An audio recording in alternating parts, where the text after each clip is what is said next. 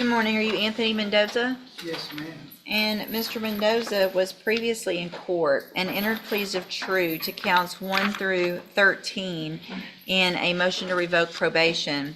Currently on probation for driving while intoxicated, third or more. That was a 6-year. Right from the start, this case already sounds complicated. Probation violations, expensive devices, and a judge who's clearly losing patience. But wait till you hear what this defendant did next. It's going to leave you shaking your head. You may proceed. Well, a couple of things I want to address. It's a situation I see quite a bit where he's ordered to have to scram and interlock. It's costing $600 a month, and he's having to go to work, but yet he's not supposed to drive, and so he's driving with an invalid license, and he's not able to work, and he can't afford to pay for the things he needs to do, such as the 12-step program, the GED program. All those things require money, and that's one of the big issues. But the things I'm concerned about is that it says that he went to the safety relapse program. I'm not sure exactly what happened, but he says he never went to the safety relapse program. I don't know if he was ordered to go and he didn't go, but I think he was in custody at the time, and I'm not sure how that happened. But he also says he's never tested positive for cocaine, which is alleged in here. It addresses an issue that he apparently had with one of the directors of the facility where he became combative. And this also, in turn, is tied to a scram device. He ended up developing a big sore on his ankle, so he would put his sock. Notice how his lawyer keeps circling back to the same excuse. Money, confusion, miscommunication, classic defense move. But here's the thing. The judge isn't buying it, and you're about to see why. Being disruptive.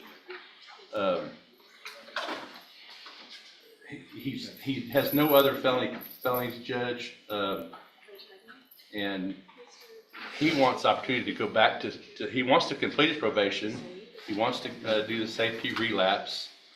I'd like to hear what they say and what happened with that, but I'm sure there's an explanation, and I think you'd also like to address the court, Judge.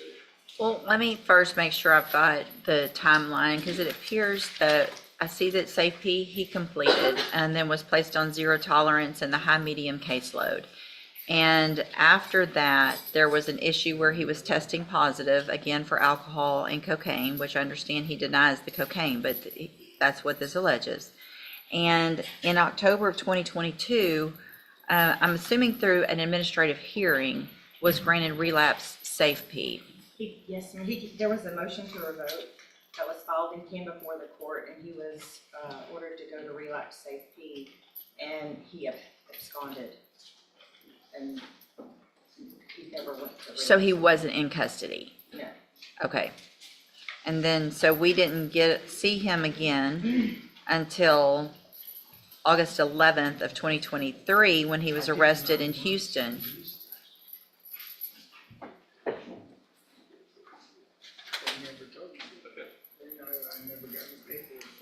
So here's the thing. Whether you probably didn't get any paperwork. Come up here to the front, in the middle here.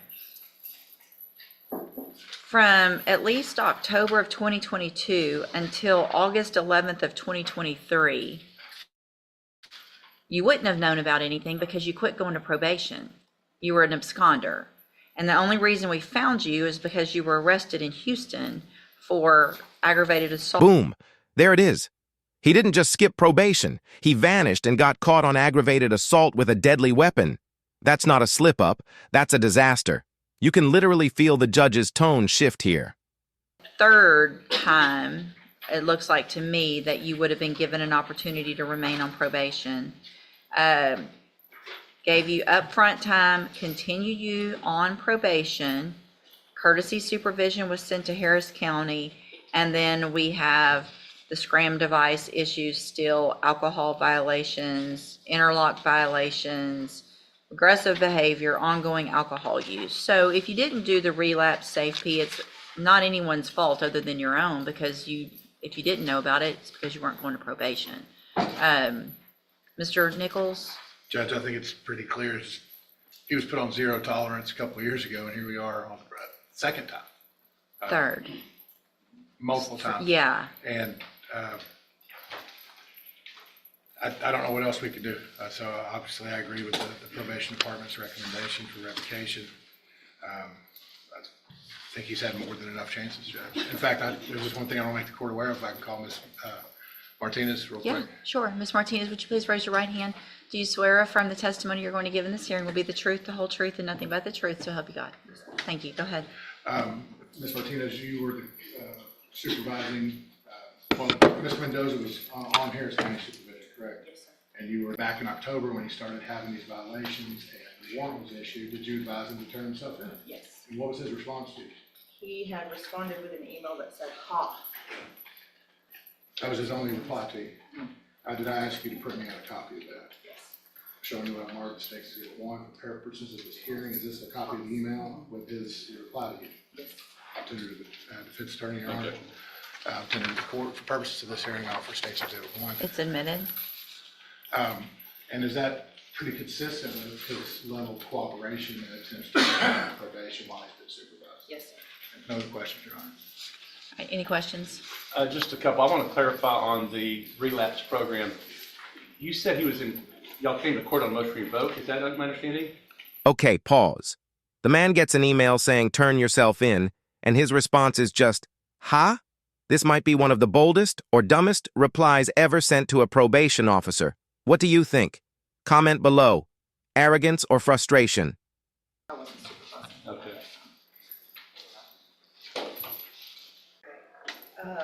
It looks like the hearing was completed over the phone. Okay, wait, he wasn't on here. It was over the phone with the supervisor at that time. Due to him residing in Houston, he reported he had a lack of transportation to report back to the hearing at that time because he had tested positive for alcohol and cocaine. The supervisor had recommended complete relapse safety and issue a warrant for his arrest. So he was made aware at that time that he was going to have a warrant and they were requesting relapse safety. I have no further questions of her, Judge. All right, anything I have no else? other questions for Ms. Martinez, Your Honor. Your Honor. Thank you, Ms. Martinez. I think he wanted to address the court, but we never did because we Sure. talked with her. Go ahead. Would you like to tell the court? Do you want to tell the court? Y'all saying I went to safety twice, I never went. Nobody's saying you went to Safe twice. We're saying you went to You're saying Safe I'm Hold on, absconding? don't, listen. I'm gonna let you talk, but don't talk over me. We're saying that you went to Safe and then that you were ordered to go to the Safe relapse, but you never came and turned yourself in after that phone call where you were told that there was to be a warrant for your arrest. So no, you never went to Safe relapse. Go ahead. She said I was supposed to turn myself in. That was after I did the 9 months where felony assault got dropped to a misdemeanor terrorist threat. Mm-hmm. So when I was here, y'all let me out. And then I was trying to work and they kept saying that I was messing with the scam device. Okay. So I was actually at work when she sent me the message to my phone. And I was trying to work and trying to pay, for the devices and stuff, since they were violating me for the operating my truck without court permission. Mm-hmm. So that's when I just didn't turn myself in. Right. So did you respond? Is that email? That was Yes, what, ma'am. that's what you thought about all that? Yes, ma'am, I did actually say that. You thought that was funny? It's cause I was agitated and I was taking lunch at work, and I was trying to, do things, trying to make money to take the classes, but with being on the scam device. Well, you had money to buy alcohol. You hadn't, because you kept drinking, because you kept messing, This is where the judge completely loses patience. She's spelling it out. Every chance, every program, every warning, ignored. This isn't a judge being harsh.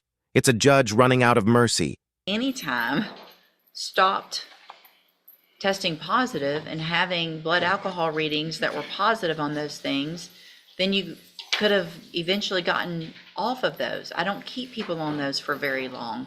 But the reason we had to keep doing it for you is because you kept drinking. You kept messing up. And so you don't get to say, I kept messing up. I mean, seriously, you got the initial probation in 2021.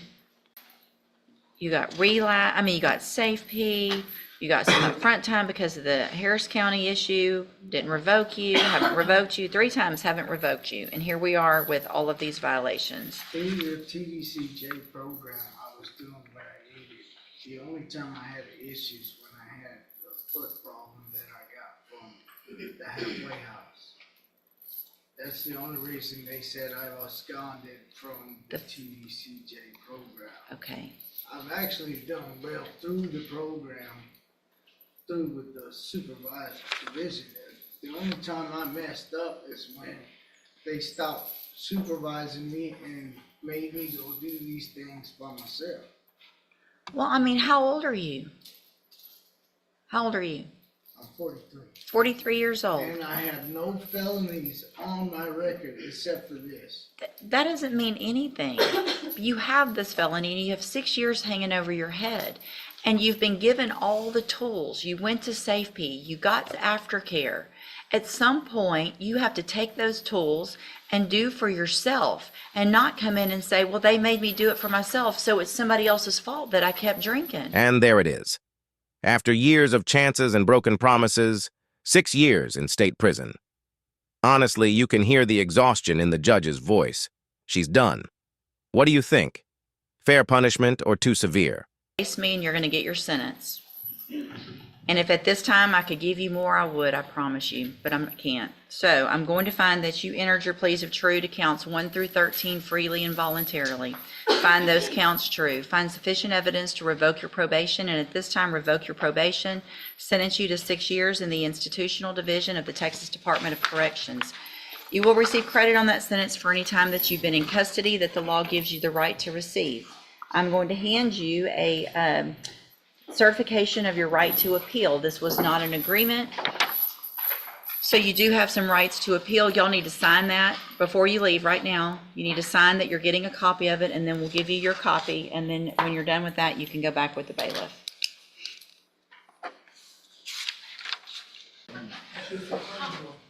Huh? I know. I thought about lots of things. None of them would have been appropriate, but all of them crossed my mind. May I excuse you? Yes, it's probably a good thing, Mr. Parker. Okay, I just don't even know where to go next.